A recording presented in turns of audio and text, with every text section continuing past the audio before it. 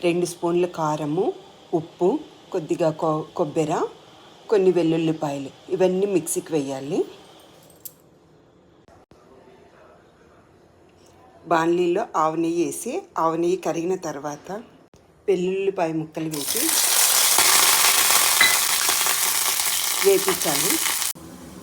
ఆవు నెయ్యి లేకుంటే మామూలు ఆయిల్ వేయచ్చు, గేదె నెయ్యి కూడా వేయచ్చు. గ్రైండ్ చేసిన కారం, ఇవి బ్రౌన్ కలర్ అయినప్పుడు గ్రైండ్ చేసిన కారం వేసి కలపాలి. ఇది వేడి వేడి అన్నంలోకి చాలా బాగుంటుంది ఫ్రెండ్స్.